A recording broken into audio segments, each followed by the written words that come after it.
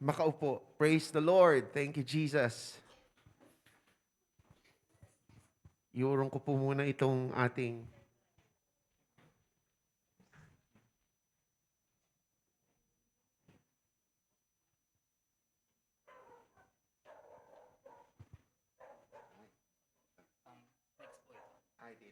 Okay.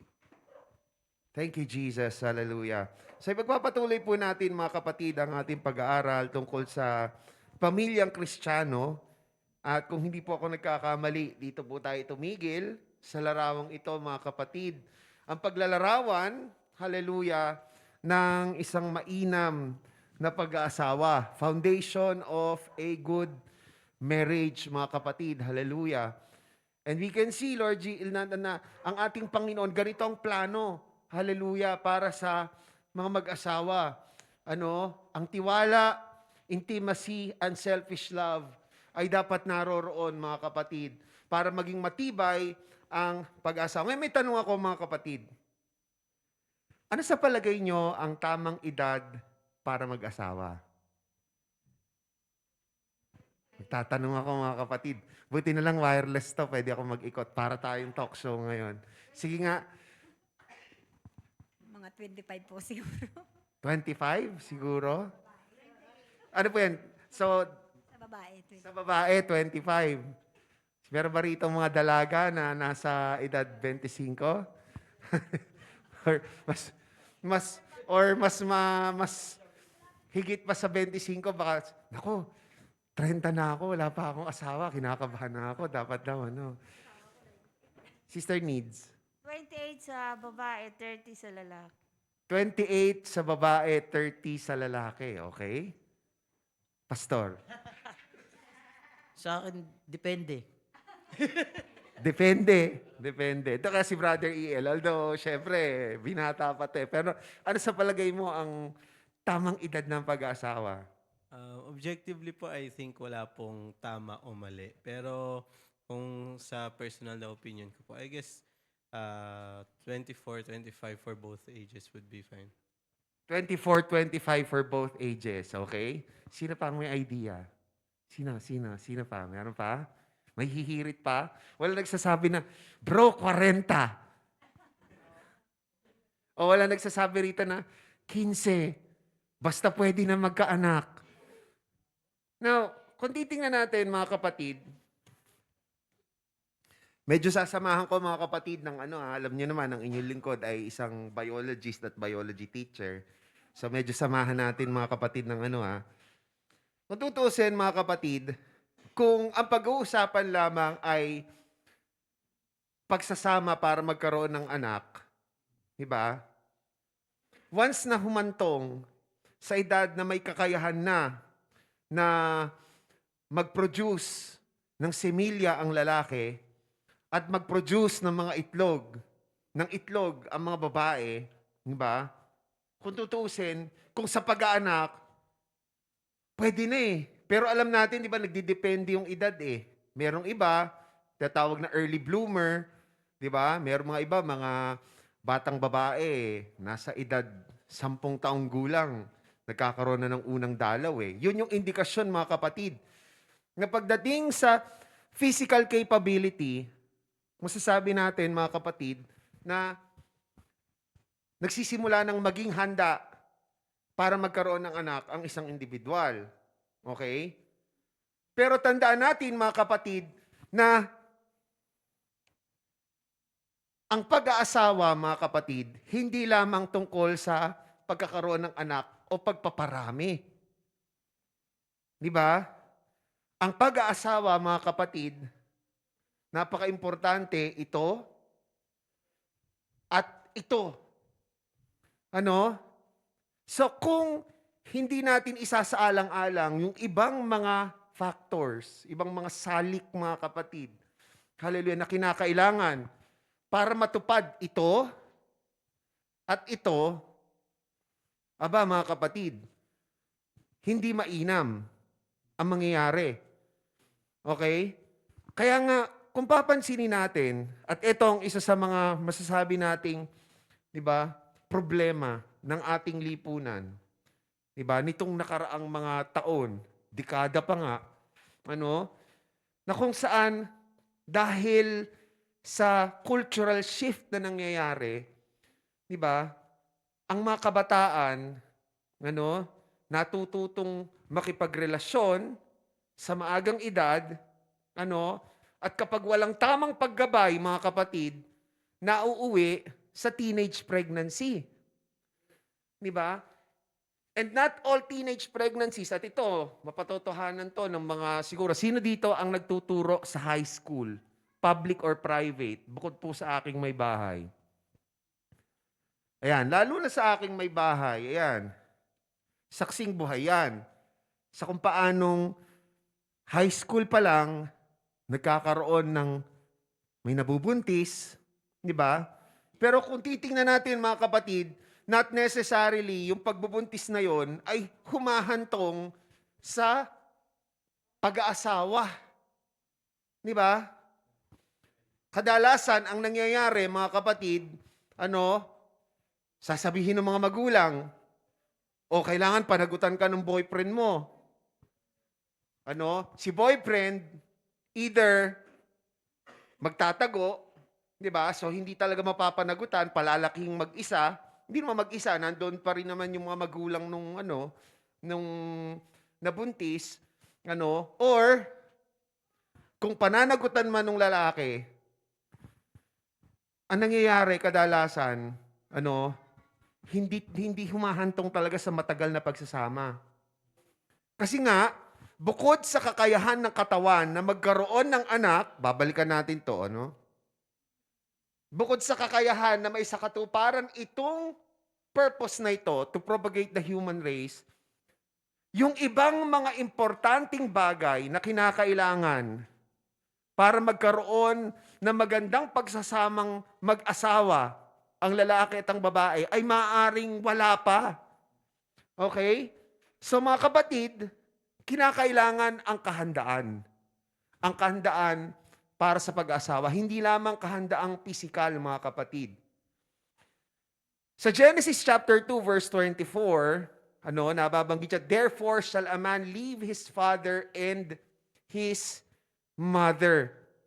So pag sinabi natin, mga kapatid, na ang isang lalaki, ang isang tao, kaya niya nang lumisan mula sa kanyang mga magulang para siya ay bumuo ng sarili niyang pamilya, na napag-usapan na nga natin, ang pagbuo ng sariling pamilya, nagsisimula sa pag-asawa. Okay?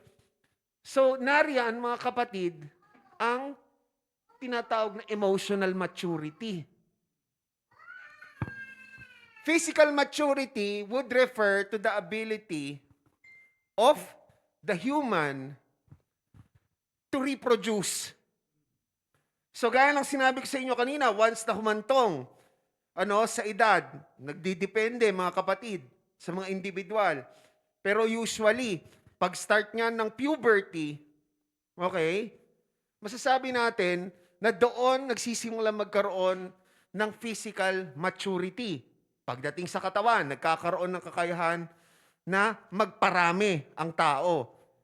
Pero hindi lamang yon ang kinakailangan para masabing handa sa pag-aasawa. Ang isang tao, kinakailangan emotional maturity. At yung kakayahan ng isang anak na siya ay lumisan mula sa kanyang mga magulang, yon ay isang indikasyon ng emotional maturity.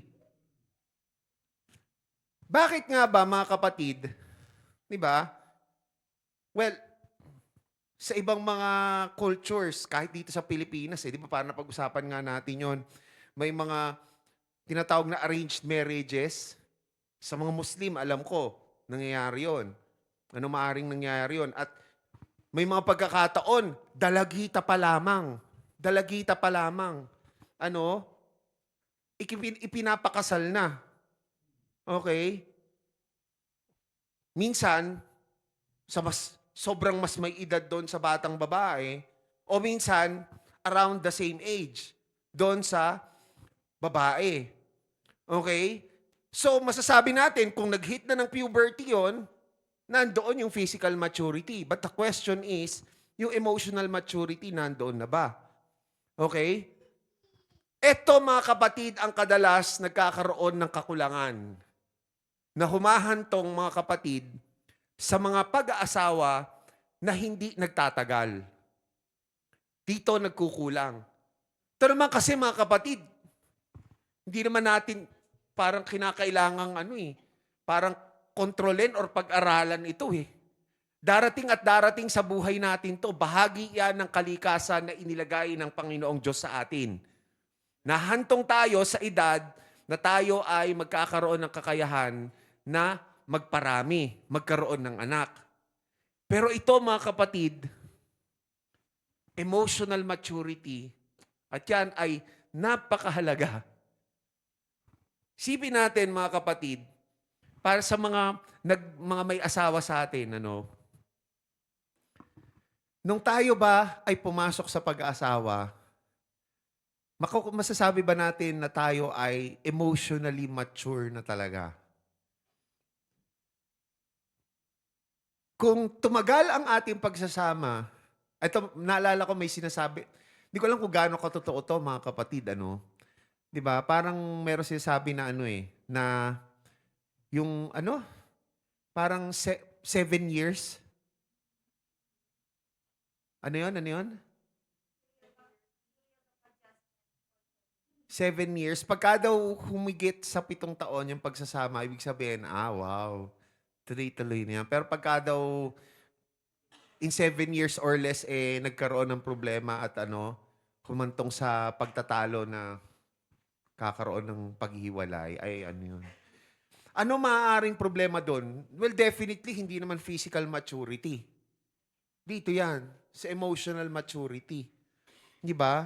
Take note mga kapatid, emotional maturity requires the ability to take responsibility for one's own actions. O sige, balik tayo doon sa bakit ba natin hindi pinopromote ang pag-aasawa sa mga nagdadalaga at nagbibinata pa lamang. Bagamat maaring masabi na nandoon na yung kakayahan nila na magparami. Di ba? Kasi mga kapatid, sa edad na yon, sa murang edad, hindi natin masasabi na ang isang individual ay may kakayahan na akuin ang mga responsibilidad. Sabihin natin mga kapatid, doon sa example, ng mga teenage pregnancies na nangyayari sa mga kabataan, high school pa lang, okay. Pag masyadong, sige, magiging blunt ako rito mga kapatid. Pag masyadong madrama ang eksena ng mag-boyfriend, nasa high school pa lang, hindi, mahal na mahal namin ang isa't isa. Paglalaban namin ang isa't isa, kahit na anong mangyari. Babanggain ko ang aking mga magulang. Talaga lang O pag lumabas na yung baby, di ba? Kinakailangan na tustusan yung mga pangangailangan. Well, pagdating sa gatas, breastfeeding, pinakamaganda yun. Di ba? Pero ano pa? Diaper. Bakuna. Vitamins. Pag nagkasakit, gamot. O maaaring pagpapadoktor pa. Di ba? May mga gastusin. Ang isang high school student na lalaki, kaya ba niyang gampanan ang responsibilidad ng pagiging breadwinner para sa kanyang pamilya? Malamang hindi. Kanino yan naaasa? Sa mga magulang. Hindi ba? Ibig sabihin, hindi niya pa kayang humiwalay, lumisan mula sa kanyang mga magulang. Bakit? Kasi hindi niya pa kayang akuin yung mga responsibilidad ng pagiging ama at pagiging asawang lalaki. Gayon din, sa side ng babae. Baka kasi iniisip natin, side lang ng lalaki. Di ba? Kung yung bata pa lang, dalagita pa lang, nagkaroon ng anak, handa na ba siyang akuin ang responsibilidad ng pagiging ina? As in, isa sa isang tabi niya kung ano yung mga gusto niya. Ganun ang nanay, hindi ba? Tama po ba mga nanay? Isinasa isang tabi, hindi lang nanay, pati mga tatay, mga magulang in general. Isinasa isang tabi natin kung ano yung gusto natin for the sake of our children. Di ba? Oh. Willing ba ang isang dalagita na i-give up? Sabihin na natin, yung pagbabarkada, yung mga gimmick-gimmick, di ba?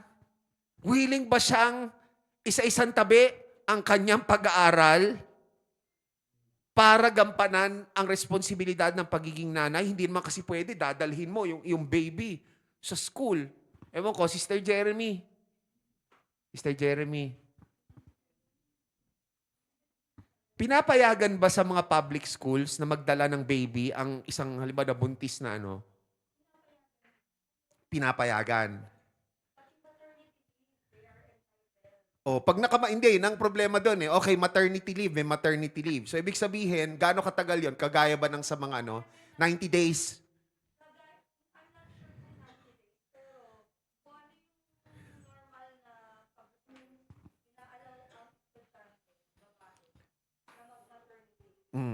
O, sige.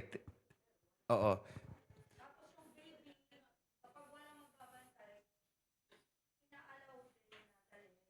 Okay.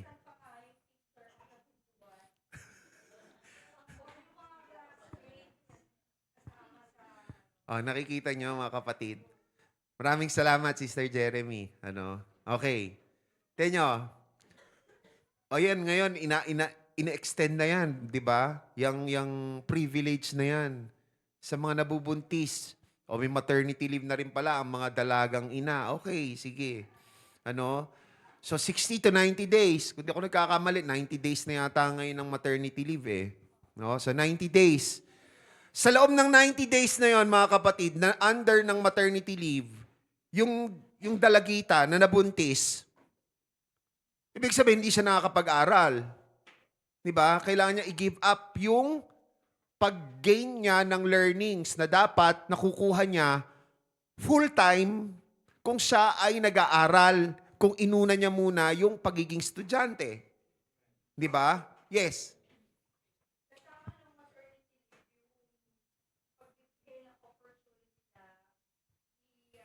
Make up.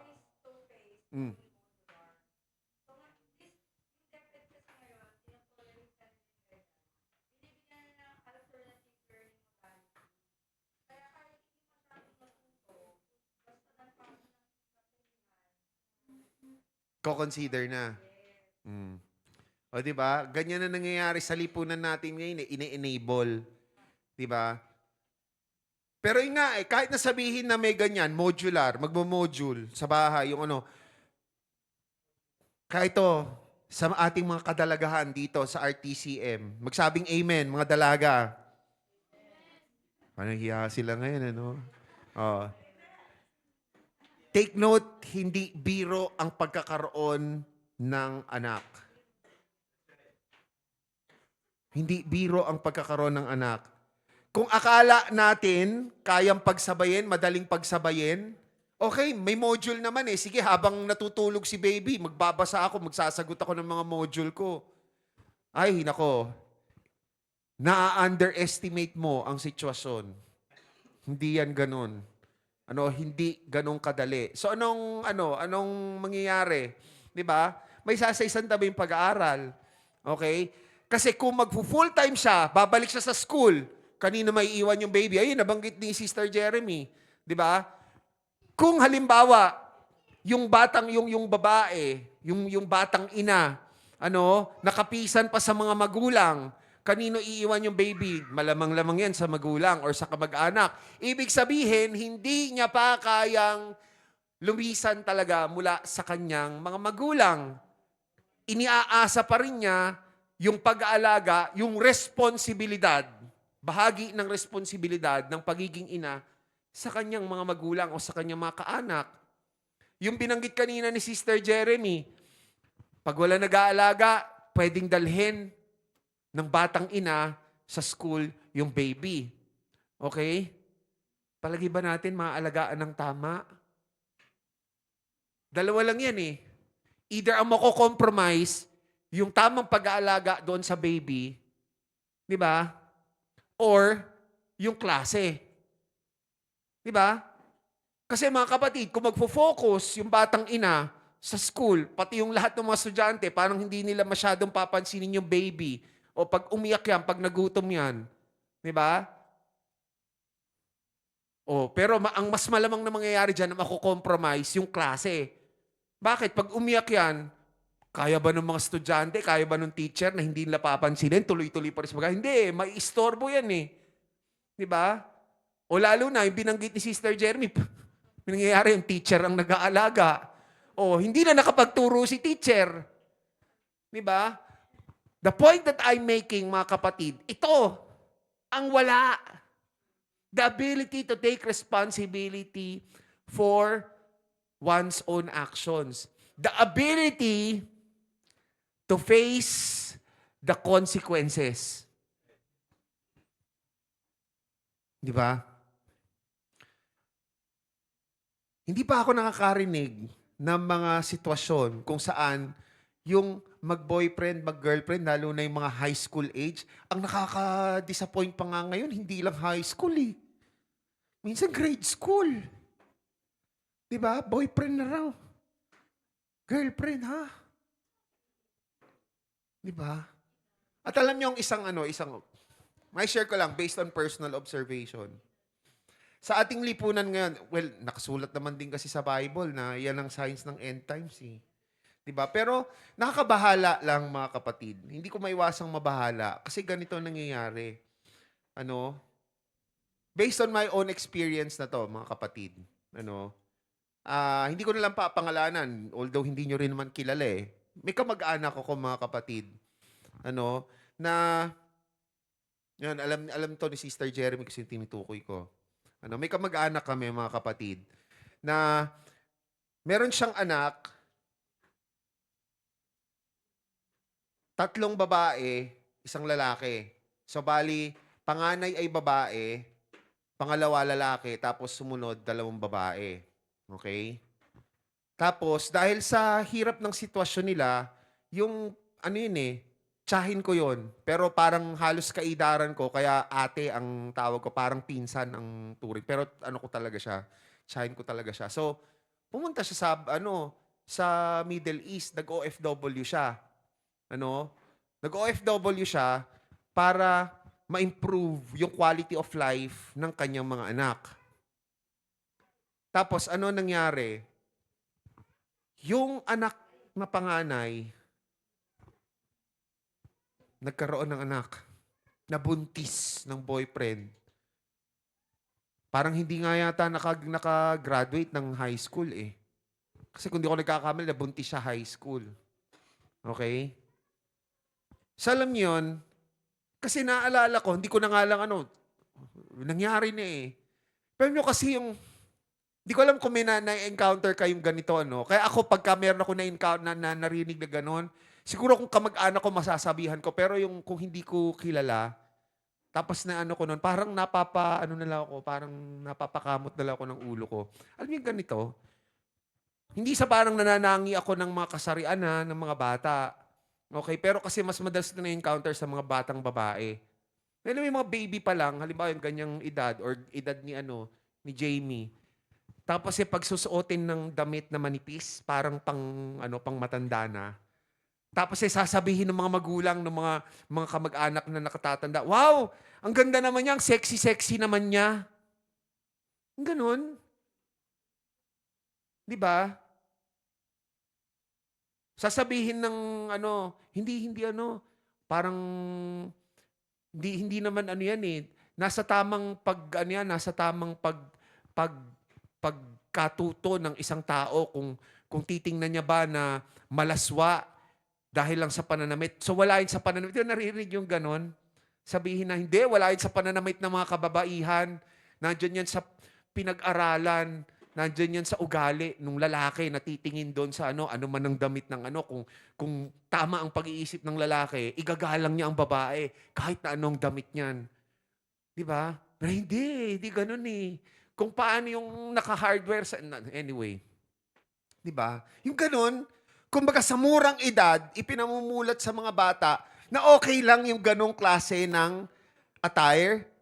Ganun lang yung klase ng okay lang yung klase. Alam niyo yung mga makikita mo sa Pag mga party, ang sinasayaw ng mga batang maliliit ay mga sayaw na pang matatanda. Di ba? Tapos tuwang-tuwa yung mga magulang. O, pag nagdalaga, nabuntis ng maaga, o sino na problema? Yung magulang. Diba? So ganon, balik tayo doon sa yung kinukwento ko kanina, yung sa kamag-anak ko, nabuntis. Okay? Wala nang magagawa, nandyan na. So pinapanagutan naman nung nakabuntis sa kanya. Ano? Pero eto, yung dito ako nalulungkot at dito ako nadidismaya. Sabi ko nga kay Sister Jerry, pag nagkita kami nung mga pinsan kong yon, so mga pinsan ko yon, yung mga anak ni nung tinatawag kong ate, nasa Middle East. Sabi ko, masisermonan ko eh. Siguro, inadya ng Panginoon na nung pumunta sila, dumalaw sila sa bahay nitong holidays. Kasi regular yun, dumadalaw sa amin eh. Siguro, inadya ng Panginoon, hindi kami magpanagpo, kundi masisermonan ko yung mga bata. Kasi mga kapatid, ang nakalulungkot, yung dalawang mas nakababatang kapatid na babae, parang hindi sila natuto doon sa nangyari sa atin nila. Nagpabuntis din ng maaga. Nagpabuntis din ng maaga. Ang nakakalungkot doon, mga kapatid, yung isa, nagka-college na, okay? So, in fairness naman sa kanya, hindi naman siya nabuntis nung high school, pero nabuntis siya college, hindi pa siya tapos. Hindi siya matatapos sa college program niya. Oh. Tapos, yung bunsong babae, ganun din, sumunod sa yapak ng mga ate. Di ba? Hindi natuto doon sa leksyon nung So, ano nangyari? Oh. One big family nga, bro. Ito ang problema. Yun bang mga magulang nung mga baby na yon, may pinanganak, meaning yung mga pinsan ko, tsaka yung mga nakabuntis sa kanila, talaga bang willing silang i-take on yung responsibility ng pagiging magulang ng buo? Malamang hindi. Kaya naaawa ako ngayon doon sa nanay nila.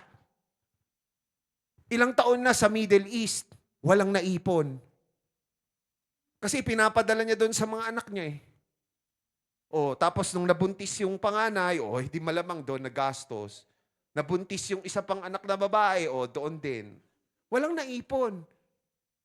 Ang sabi nung pinapakwento ko sa mami ko, kasi mami ko yung yung naabutan nila sa bahay nung pumunta eh. Pinag-iisipan daw noong tita kong yun, pinsan, yung si ate, pinag-iisipan daw ni ate, kung babalik pa raw pa siya or stay for good na siya. Kasi pagod na siya, hirap na siya sa Middle East. Kaso yun nga lang problema, wala raw silang naipon. Di most likely niyan, babalik siya. Di ba? Babalik siya para saan? Para tustusan yung mga pangangailangan ng mga apo niya. So nakikita natin yung problema na maaaring maidulot kung ito ang wala. Di ba? Nakakalungkot lang din kasi sa society natin ngayon, ito ang ine-emphasize, freedom, liberty, di ba? Malaya kang pumili kung anong gusto mong mangyari sa buhay mo. Di ba? At walang karapatan ng ibang tao na pigilan ka as long as hindi ka naman di umano nakakaagrabyado doon sa gusto mong mangyari. Di ba? Pero ang problema, freedom should come with responsibility. Yung pag-exercise natin ng mga karapatan natin, yung pag-exercise natin ng mga bagay na binibigyan tayo ng kalayaan, kinakailangan mga kapatid, may kaakibat yan na kakayahan na tanggapin, harapin mga kapatid, yung mga consequences nung magiging actions natin. Diba? So, nandoon di umano ang kalayaan na umibig. Wow! Nandito pa yung mga dekorasyon, may mga puso-puso pa ba? Wala na yung mga puso dito. Diba? Kalayaang umibig. Hindi daw namimili ang pag-ibig. Sige, yun ang pinili mong ibigin, yung consequences nung action, nung decision mo, kaya mo bang harapin? Kaya mo bang panindigan? Di ba? Yun yung nagiging kulang. Unfortunately, again, the world emphasizes only on freedom, not on the responsibility that comes along with the freedom. Tayo mga kapatid, binigyan tayo ng kalayaan ng ating Panginoon. Amen? Hindi nga sa atin inalis ni Lord yung free will eh. Malayang pagpili. Pero mga kapatid, di ba, lalo na sa ating mga Kristiyano, nandyan ang makaakibat na responsibilidad. Lalo na patungkol sa pagsunod natin sa ating Panginoon. Di ba? Hindi mawawala yung katotohanan yon, lalo na pagdating sa pag-aasawa at sa pagkakaroon ng pamilya. Dahil natin yan. Kaya mga kabataan ha, always ask this. Are you willing to take responsibility for your actions? Especially kung yung mga actions na yon ay tila baga doon patungo sa pag-aasawa, sa pakikipagrelasyon. Dahil kung hindi pa, wag na muna. Ha? Wag ipilit. Okay? Wag ipilit. Okay? May mga question? May mga reaction?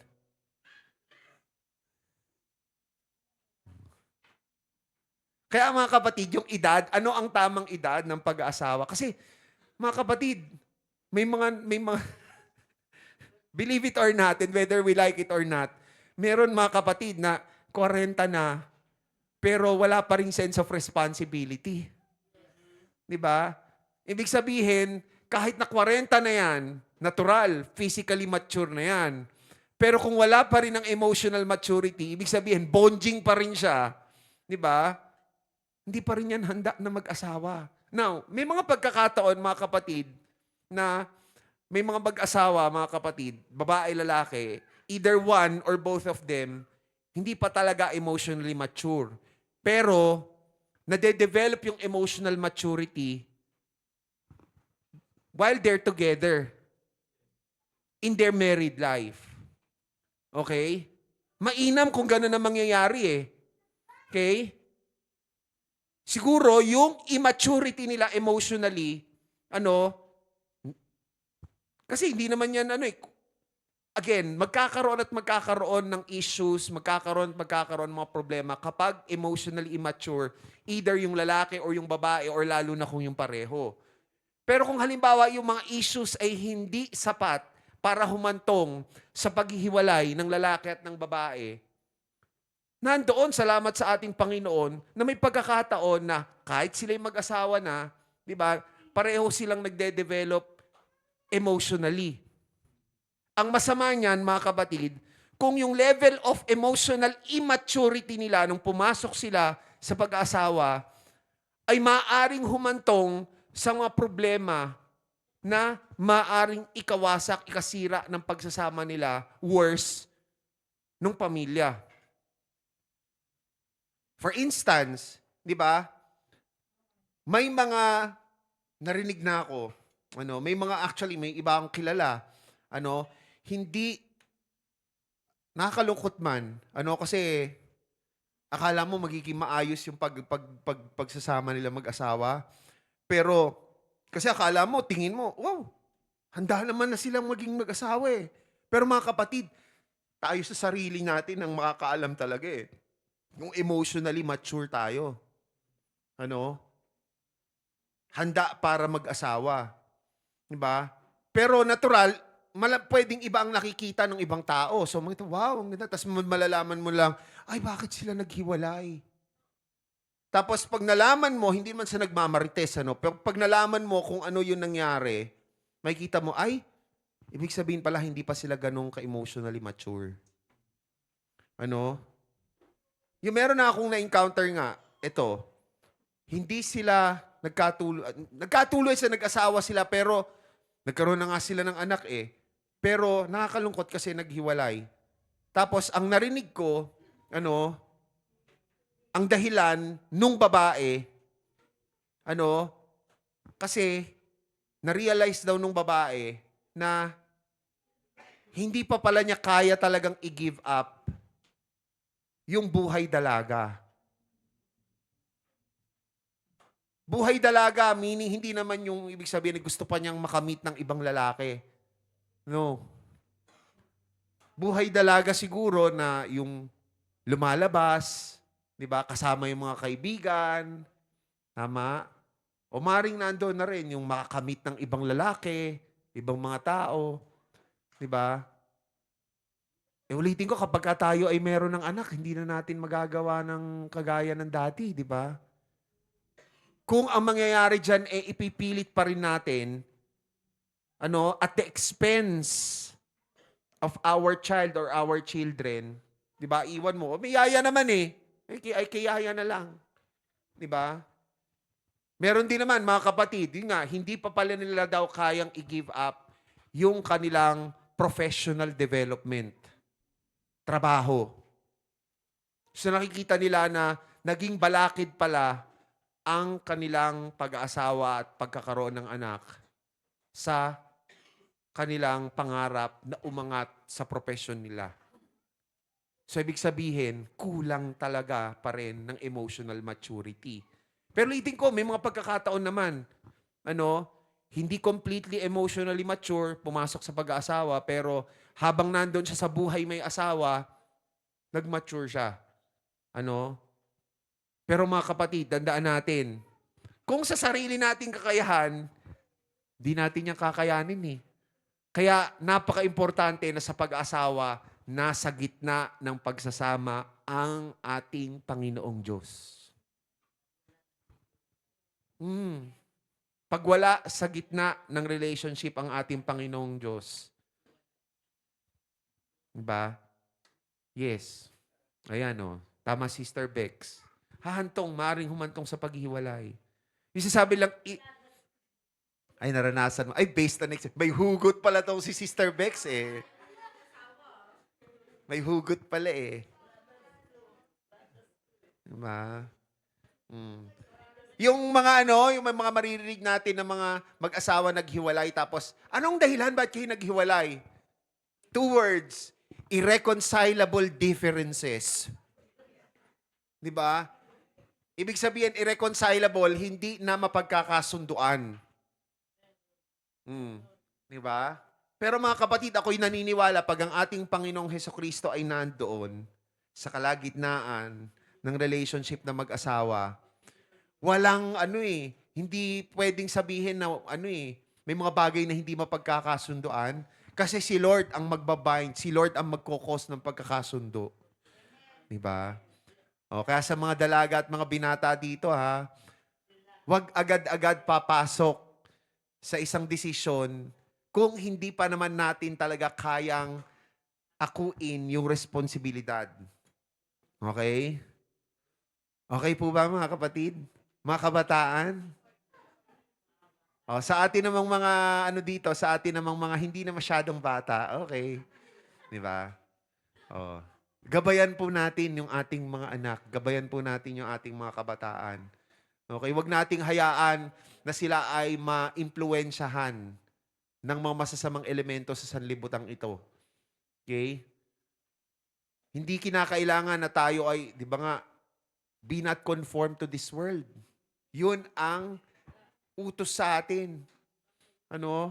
Kahit na sabihin na parang kakaiba ang dating natin, at talaga naman dapat maging kakaiba ang dating natin sa sanlibutan. Kasi kung tayo ay hawig din sa sanlibutan, mga kapatid, walang holiness dun. Walang holiness dun. Diba? We're supposed to be a chosen people. Chosen by our Lord. So, hindi tayo dapat nagkukumporme. Diba? So, maraming salamat sa ating Panginoon. May mga pagkakataon tayo kagaya nito na tayo ay nagkakaroon ng dagdag kaalaman, dagdag kaunawaan tungkol sa kung ano ba yung plano ng ating Panginoon para sa ating mga buhay. Amen? Amen po ba? Palakpakan natin ang ating Panginoon. Okay, now, so nandyan na, pagka ikinasal na, lalaki at ang babae, sila'y pinag-isa na ng ating Panginoon. What once was twain, what once was two, has become one. Si Adan, yung lalaki na nawawala ng tadyang, ay na-reunite na sa kanyang nawawalang tadyang. 'Di ba? So, nandoon na ngayon yung pagkakataon na bumuo ng isang tahanan. So, yun yung susunod natin pag-uusapan siguro sa susunod natin pag-aaral. In the interest of time, mga kapatid, so the place of the home, ang tahanan. 'Di ba? May sinasabi sila, ang isang bahay ay hindi palaging masasabing isang tahanan. 'Di ba? Yung bahay, gusali. Yung tahanan ay higit pa sa isang gusali. 'Di ba? So, yun ang pag-uusapan natin. Ano naman ang Christian home? 'Di ba? Ano naman ang plano ng ating Panginoon para sa isang tahanan? Amen? Palakpakan po natin ating Panginoon. Meron po ba tayong mga reaksyon, mga tanong, mga nais idagdag? Star Norma? Doon po sa tanong nyo, Brother Billy, na kung anong edad ang dapat pag-aasawa. Para sa akin naman po siguro wala sa edad. Kasi mayroon pong nag-aasawa na may edad na matured na, pero yung hindi po nila kayang mag-handle ng pamilya. Tsaka para po naman siguro sa mga magulang, yung nag-abroad po talaga, hindi po talaga yon minsan nakakaganda. Lalo kung may mga anak po ng mga babae. Kasi po, yung mga bata po, hindi nagagabayan. Hindi po nakikita yung mga galaw ng mga anak kung ano po ang mga ginagawa po nila. Or yung mga kaibigan pong sinasamahan, ganun po. Kaya po minsan, nag-abroad para gumanda po yung buhay. Ang nangyayari po, lalo pong napapasama. Kasi nga po, yung mga anak po nila, yung mga galawan po ng mga anak nila, kung mga teenager, hindi po nila nagagabayan. Since kung nandyan po yung nanay, lagi pong makikita kung ano yung mga barkada pong sinasamahan, mapapagsabihan po ng mga magulang. Kaya po para sa mga nanay, dapat po yung mga anak natin, lagi po nating titingnan or kakausapin. Ayun lang po. Amen. Palakpakan natin ang ating Panginoon. Totally agree, Sister Norma, no? Yun nga, yun ang parang nagiging dilema eh. Ano ba ang dapat unahin? Yung economic needs o yung emotional needs? 'Di ba? And unfortunately, ito lang sa akin lang to mga kapatid ha. Hindi ko naman din totally masisisi yung mga nag-OFW kasi parang nandoon yung prospect na kikita ka ng mas malaki kaysa sa kung ano yung kikitain mo kung nandito ka sa Pilipinas. Yun nga lang, at the risk of, di ba, compromising yung relationships mo sa yung pamilya mo, yung development ng mga anak mo na maiiwan mo. Di ba? Pero kasi, unfortunately, marami kasi sa ating mga kababayan ang gusto madalian. Ang gusto madalian. 'Di ba? Ako mga kapatid, to be honest, hindi ko pa naranasan na lumayo sa pamilya ko ng higit sa 1 buwan. Pagka ako mga kapatid ay nagkakaroon ng pagkakataon, salamat sa ating Panginoon na pumunta sa mga probinsya or sa labas ng Pilipinas, ang pinakamatagal na 3 weeks. Yun, yung 2016 pumunta ako sa US. Pero mga kapatid, yun palang mga umaalis ako ng lalo na kung sa labas ng bansa na mga 1 week or 3 days lang, mga ganon. Alam niyo mga kapatid, naiisip ko, kung ganito na lamang yung nararamdaman ko na lungkot, pag-aalala para sa pamilya ko, what more kaya yung mga OFW? Taon, bago makauwi, bago makapagbakasyon, tapos magbabakasyon after 2 years, ilang matagal na siguro 1 buwan, kinakailangan bumalik na ulit ng ibang bansa. 'Di ba? So paano pa kaya 'yun? Kaya ako mga kapatid, hindi ko ma-imagine ang sarili ko na para matustusan yung pangangailangan ng pamilya ko ay pipiliin kong mag-abroad. Tapos i-compromise ko yung relationship ko sa aking pamilya tsaka yung kakayahan ko na masubaybayan yung aking pamilya. Hindi ko ma-imagine, mga kapatid. Ayoko magsalta ng tapos. Pero ako'y umaasa at nagtitiwala sa ating Panginoon na kahit na hindi ko kinakailangang maging OFW, ay tutustusan ng ating Panginoon yung mga pangangailangan ng aking pamilya. Diba? Handol lang siguro kailangan talaga yung tiwala natin sa ating Panginoon. Kasi mga kapatid, kahit hindi tayo mag-abroad, kung magtitiwala tayo sa ating Panginoon, the Lord will make a way. But the Lord will definitely make a way. Okay? Pero yun, totally agree ako doon sa sinabi ni ni Sister Norma. Akala natin sa palabas lamang yung sino rito yung nakapanood ng pelikula ni Vilma Santos, Anak. 'Di ba? Akala natin sa pelikula lang nangyayari. Hindi, sa totoong buhay ganun talaga. Ano? Mm.